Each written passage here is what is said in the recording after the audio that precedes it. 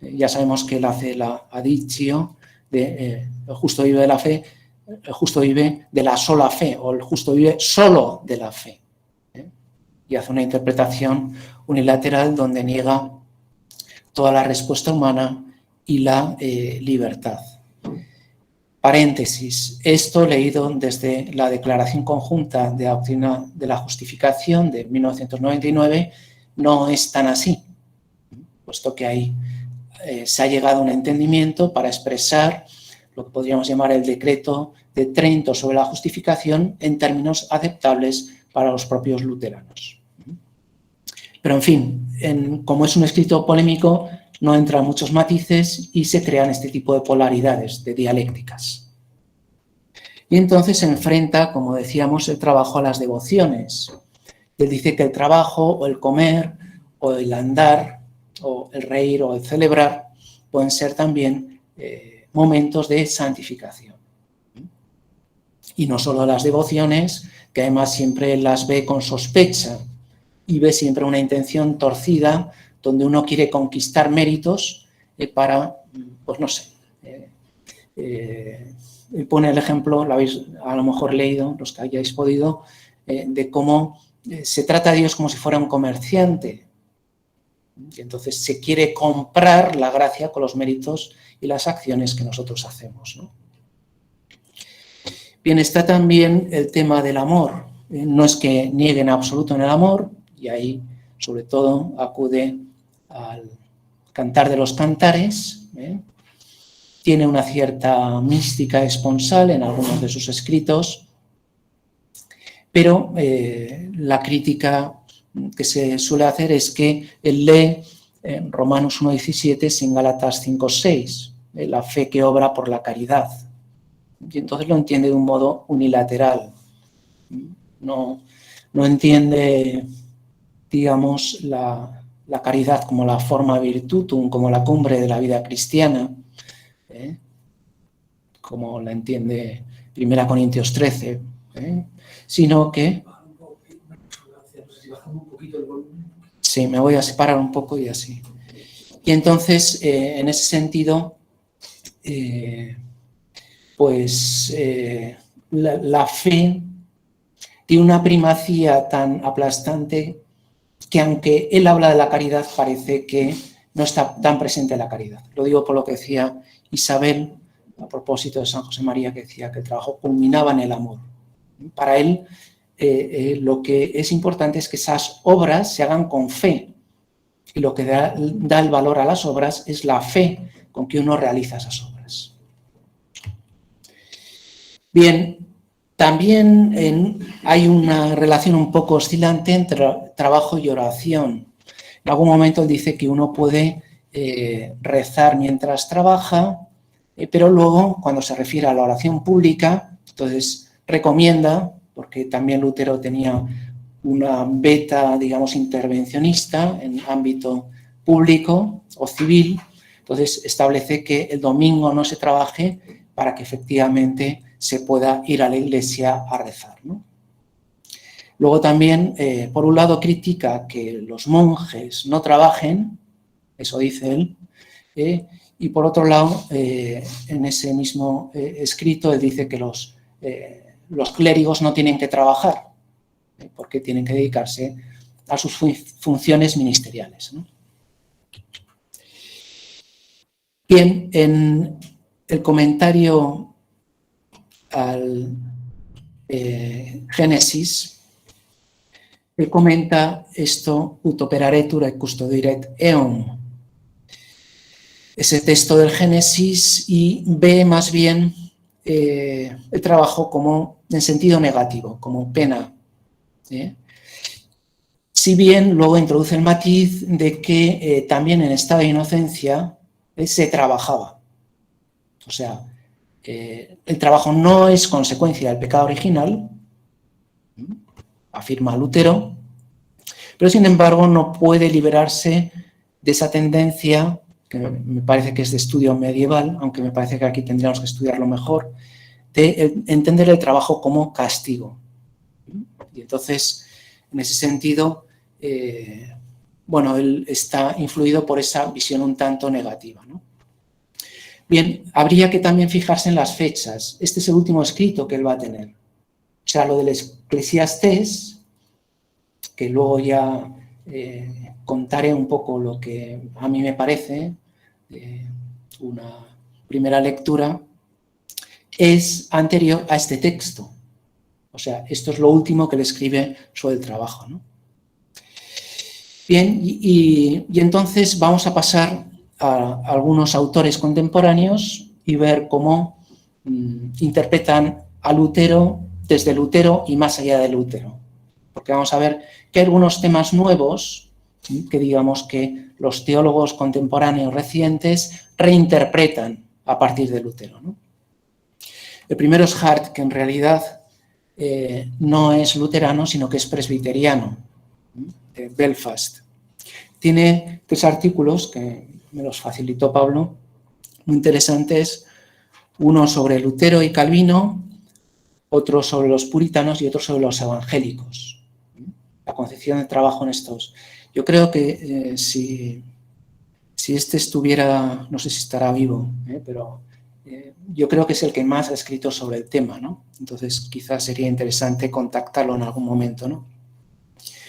Entonces, él recuerda cómo, según Lutero y después Calvino, el trabajo ordinario y la vida familiar son motivos de santificación, insiste sobre todo en el sacerdocio común de los cristianos, eso lo sabemos bien, también por la doctrina del ministerio.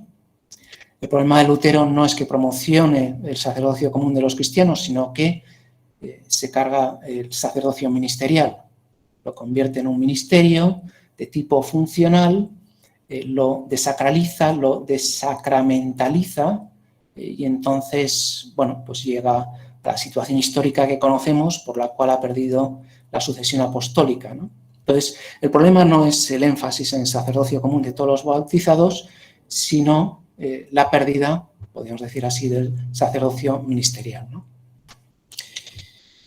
Bien, habla también, recuerda como Lutero, habla del trabajo como remedium peccati, es decir, como medio ascético, como el ocio puede ser ocasión de pecado y por lo tanto el trabajar evita esas ocasiones de pecado. O sea, sería una visión todavía negativa, ¿no? Y en el lado positivo tenemos como servicio obediente de la propia vocación. Es decir, en primer lugar, esto habrá que ver si es mérito de Lutero o hay otros autores que lo suscriben, valora esa vocación en la vida ordinaria y entiende ese trabajo como servicio. O sea, también tiene una dimensión externa, altruista, donde uno puede hacer el bien a través de su propio trabajo. Y Hart recuerda la famosa teoría de Weber y Troeltsch, en la cual pues se habla también de las consecuencias económicas de esta mentalidad religiosa, lo cual, al menos desde un punto de vista estadístico, y digamos en una primera visión, pues puede ser, de cierto modo, cierto, puesto que la mayoría de los países protestantes pues están más desarrollados que los países de otras confesiones cristianas. En ese sentido, bueno, uno podría pensar que tal vez hay una motivación de fondo, de origen religioso y en concreto en la mentalidad protestante, ¿no? Sí que puedo decir que lo que he podido yo constatar trabajando con ellos es que trabajan muy bien y trabajan bastante. Tienen inmensas bibliografías, y luego también me parece que he encontrado bastante espíritu de servicio. En ese sentido, no sé si he tenido suerte, pero a mí me ha ayudado también bastante. Entonces, tienen una serie de virtudes humanas que yo creo que tienen que ser reconocidas, ¿no? A pesar de que no tengan la integridad de la fe cristiana, ¿no? Bien, ahí he puesto ese pantallazo. Hart será Trevor Hart. Trevor Hart.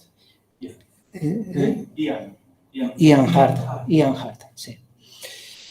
Bien, entonces ahí tenemos hecho un pantallazo de esa página web, que es muy curiosa, me llegó, y entonces me suscribí, y entonces efectivamente me están friendo a mails, ¿no?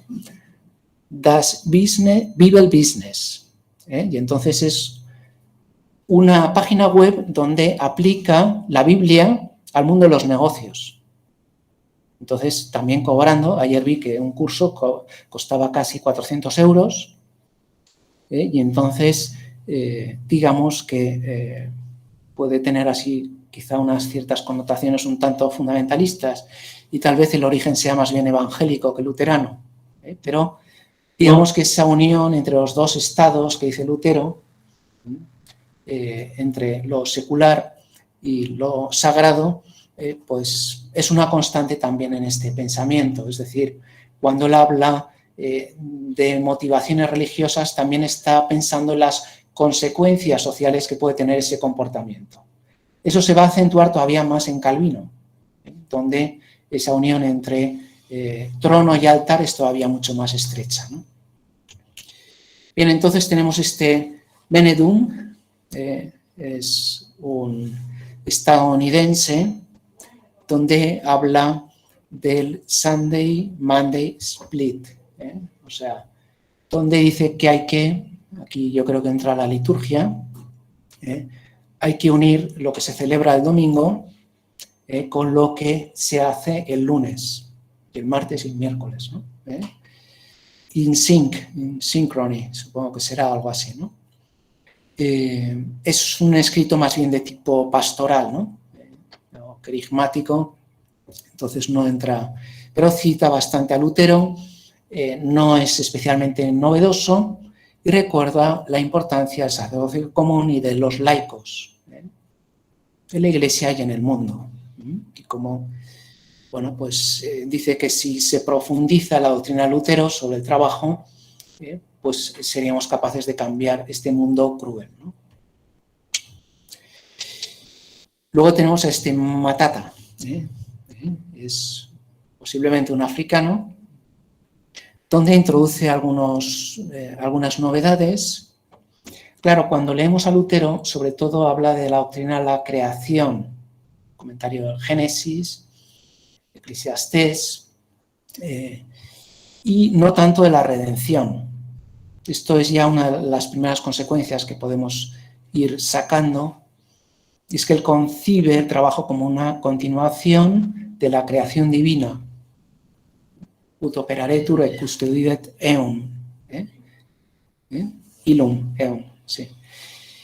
Y no tanto habla de el trabajo de Cristo.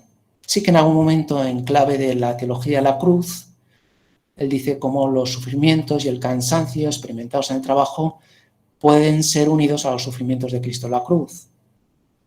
Pero son menciones más bien un poco circunstanciales y no constantes. Por supuesto, no habla nada de la vida oculta de Jesús, porque no es bíblica. Entonces no hay nada que decir sobre eso, ¿no? Y no habla tampoco de la santificación. La santificación es un tema que en el mundo protestante ha cobrado especial importancia, sobre todo a partir del siglo XIX, el movimiento de la santidad, el Bewegung, en el cual, bueno, pues se empieza a hablar de cómo la finalidad propia del cristiano es la santificación.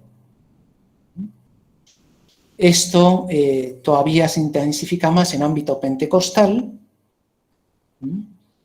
entonces ya se habla también de la acción del Espíritu a través del trabajo. Pero digamos que estos son novedades tardías dentro del mundo protestante. Lutero jamás menciona este tipo de alusiones, ¿no? Bien, luego tenemos esta otra autora, Kunz Lübke, donde habla del agricultor como el modelo del trabajador, es decir, aquel que continúa con ese nixus formativus que es la creación, él forma a partir de lo creado por Dios, y aunque no es una creación ex nihilo, sí que es una concreación, o una usando los términos, podríamos decir una procreación, ¿no? Continuando la creación divina. Luego tenemos este otro autor, Robra. Todo esto corresponde a un encuentro que hizo el Consejo Mundial de las Iglesias en, me he olvidado, pero estuve ahí, en Bossey, hizo una especie como de jornada, o como se llama, workshop, ¿no? Se dice ahora, sobre el tema del trabajo en el mundo luterano. Entonces, que se lo mandé a Pablo, la verdad es que me lo facilitaron ahí, un tipo muy amable, que envió bastante bibliografía interesante, ¿no? Y entonces este Robra, claro, esto es en los años 90, primeros 90, recoge un poco el ambiente de esos momentos y habla en clave marxista, ¿no? Y entonces, bueno, es difícil diferenciar si es una visión trascendente del trabajo de tipo teológico o es más bien de tipo horizontal y por lo tanto sociológica. Se vuelve a hablar del trabajo como remedium peccati y también cómo Dios trabaja, cómo hay esa creatio continua. Como vamos viendo, se habla más de la protología que de la soteriología, es decir, de la creación más que de la redención. Y ahí se cita Juan 5:17, mi Padre trabaja y yo también trabajo. Entonces, bueno, pues se dice como Dios Padre también ha trabajado en el momento de la creación, indudablemente en condiciones distintas a las nuestras, pero que es un referente, un paradigma que nosotros podemos seguir e imitar, ¿no? Aquí seguramente los del Antiguo Testamento nos podrán decir que si esto también se da en ámbito judío, ¿no? Si ven a Dios trabajador como un modelo.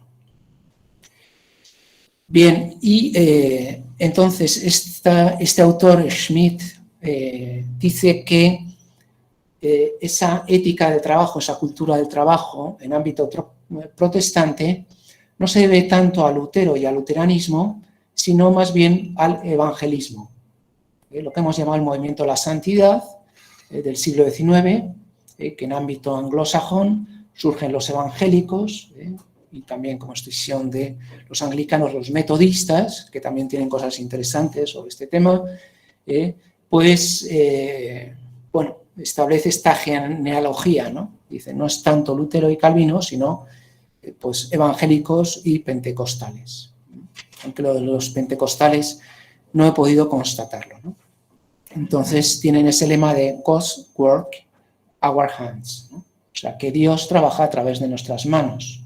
Nosotros somos las manos de Dios que trabajan en este mundo y nosotros nos metemos en la creación a través de las herramientas de trabajo, cuando trabajamos la tierra, etcétera, etcétera.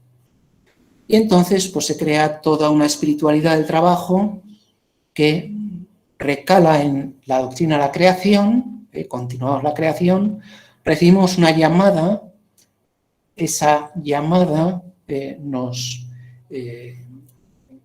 invita a realizar esa vocación por medio del trabajo, la vida familiar y social, en términos bastante cercanos a que nosotros podemos entender. Tiene que ver con el culto, esto también es una novedad, porque Lutero en principio no era muy litúrgico. En principio tiene un minimalismo litúrgico que después, sin embargo, en otros autores protestantes, lo vamos a ver también en el comentario al Eclesiastés, pues no es tan frecuente. Es decir, que los protestantes actuales hablan mucho más de liturgia que lo que hacía Lutero y, por supuesto, Calvino. Digamos que hay una especie como de movimiento litúrgico también dentro del ámbito del protestantismo. Yo esto lo he estudiado sobre todo en ámbito luterano, y ahí hay nombres como Pannenberg o Gunther Wenz, que estuvo aquí, vino en su día invitado a una jornada que tuvimos de ecumenismo, ¿no? Bien, y esto llevaría a la contemplación, lo cual también es poco frecuente porque el pensamiento protestante es más bien de origen dialéctico y entonces enfrenta el trabajo a la contemplación, la acción a la contemplación. Sin embargo, aquí se van hablando ya de síntesis, Marta con María, podríamos decir, ¿no? Bien, tenemos aquí este otro autor, Kleinhaus, donde habla de esa doble dimensión de trabajar cara a Dios y cara a los hombres. También con ese espíritu de síntesis habla del trabajo como uno desarrolla la palabra con mayúscula por medio de las palabras y como eso también tiene su culminación litúrgica. O sea que vamos viendo que este tema vuelve a aparecer, ¿no?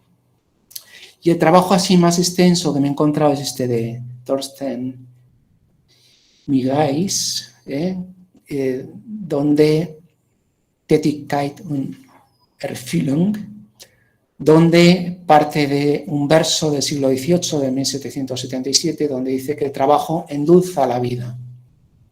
Entonces hace también una revisión crítica de las tesis habituales y sobre todo de la tesis de Weber y atribuye no tanto al protestantismo ese amor al trabajo, esa cultura del trabajo, esa ética del trabajo, sino que dice que podría remontarse al Renacimiento, incluso a los gremios medievales.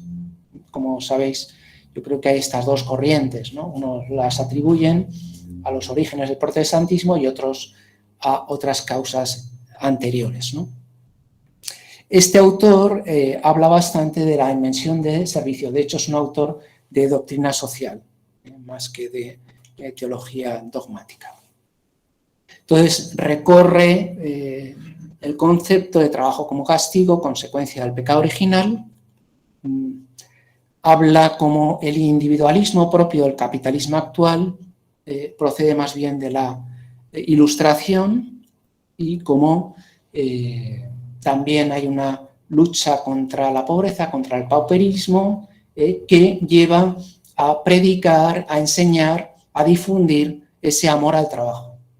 Y que eso es lo que ha producido que en algunos países donde hay mayoría protestante, pues tengan también un desarrollo económico mayor, aunque también tienen, que es lo que intenta él salir al paso,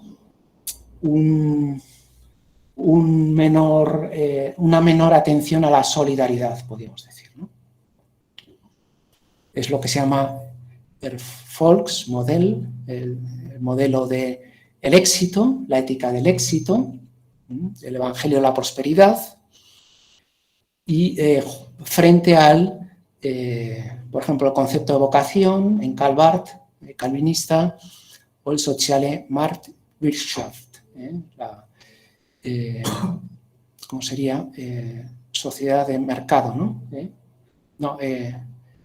Doctrina social del mercado.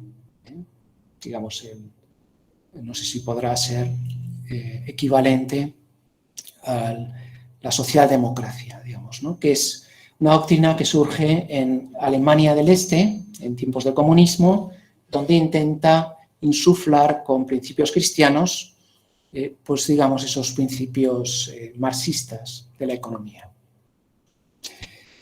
Bien, lo que se podría ver es si este autor insiste tanto en la dimensión horizontal, de la dimensión de servicio del trabajo, etcétera, que se olvida un poquito lo que se refiere a la dimensión trascendental, ¿no? El trabajo como vocación, como llamada, como continuación de la creación, como colaboración en la redención de Cristo. Y llegamos, por tanto, a este escrito, el comentario a la Eclesiastés de Lutero, 1526-1532, es decir, 6 años después del tratado, 6 o 12 años, según se entienda, del tratado sobre las buenas obras, ¿no? Entonces, en esta obra de Atkinson, me la facilitó Pablo, Cantando en el lagar, que es la que está trabajando Diego, Singing in the Wine Press, pues se habla de la santificación de los placeres y trabajos de la vida. Todo es santificable, todo es ocasión de santidad. Este es un escrito en el cual Lutero, me refiero al comentario del Eclesiastés, quiere salir al paso de las consecuencias negativas que ha tenido la revuelta de los campesinos. 10.000 muertos, según algunas estadísticas, algunos dan más, otros menos, ¿no? Y entonces él quiere reforzar la autoridad terrenal de los príncipes alemanes. Entonces acude al libro de la sabiduría, pone como modelo a Salomón y entonces él pues dice como los gobernantes son los verdaderos sabios que dirigen la vida de la comunidad y por eso merecen nuestra confianza. Prefiero la riqueza, la sabiduría, porque da la vida al hombre.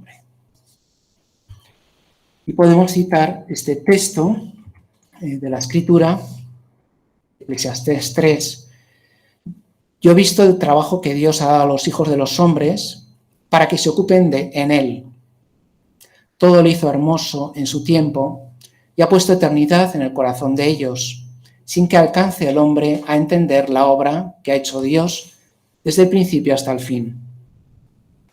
Yo he conocido que no hay para ellos cosa mejor que alegrarse de hacer el bien de la vida. Es decir, lo que aquí está destacando es el lado más festivo, más jovial, más jocoso, más alegre del trabajo, frente a esa visión un poco ascética de evitar la ocasión de pecado, pues aquí se habla del trabajo como una celebración. Se vuelve a insistir en esta idea que hemos dicho antes del hombre como co-creador, cooperator dei, cómo entra en el mundo por medio de las herramientas. Se refiere también a esa dimensión escatológica. De hecho, él quiere unir protología, escatología por medio de la cristología, de un cristocentrismo, ¿no? Y entonces cita ahí Apocalipsis, donde Cristo hace nuevas todas las cosas, y entonces todas las cosas quedan renovadas en Cristo. Creo que esto no es tan luterano, sino que es más bien de un desarrollo que hace Atkinson, que a lo mejor es un tipo interesante. Bien, y entonces propone no el trabajo como castigo, sino como don y tarea, Gabe und Aufgabe, como algo que uno tiene que hacer, ¿no? Una visión no prometeica del trabajo, no fáustica, sino como, bueno, podemos renovar la creación en Cristo a través de nuestro trabajo. Y él habla también, hace una comparación también con Buenaventura, y dice como por un lado el trabajo tiene que no solo llegar al carpe diem, sino al accipe oram, aprovecha cada momento, cada instante, sin dejarse llevar por la concupiscencia futurorum, que no sé si es un término de Buenaventura también, es decir, con lo que podríamos llamar nosotros el cuento de la lechera, ¿no? De hacer proyecciones en el futuro que luego a lo mejor ni siquiera se cumplen, ¿no? Y como decíamos, quiere hacer una continuidad entre la creación, la cristología, la escatología, y este autor también vuelve a hablar de la liturgia, o sea que eso, bueno, es algo que tiene que ser destacado, ¿no?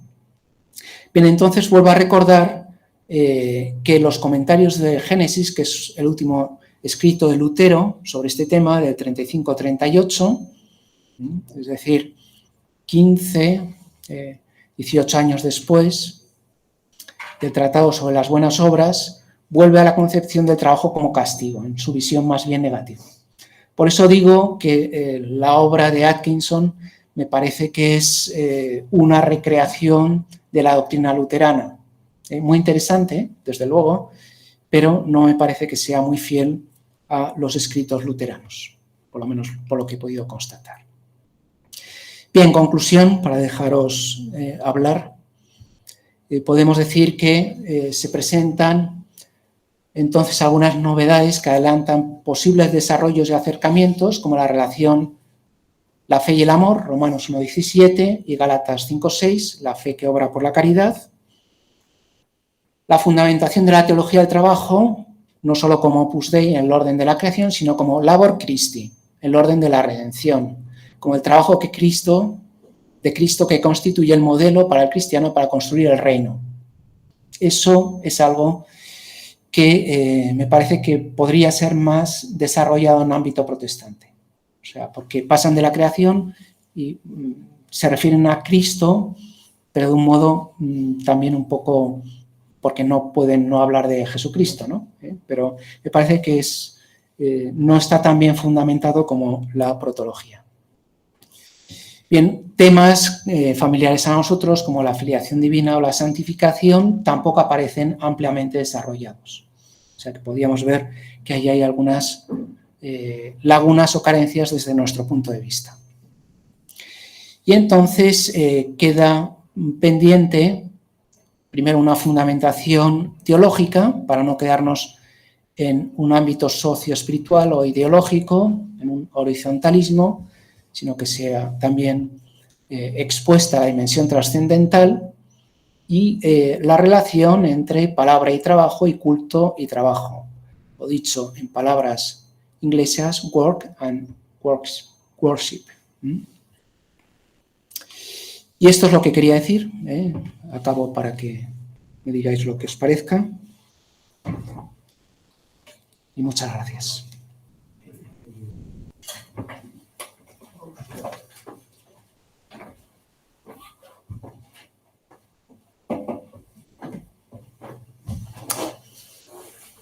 Muchas gracias, Pablo.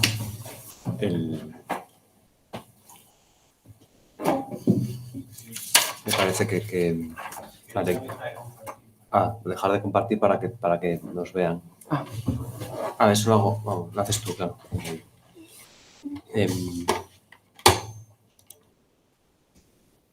Muy bien.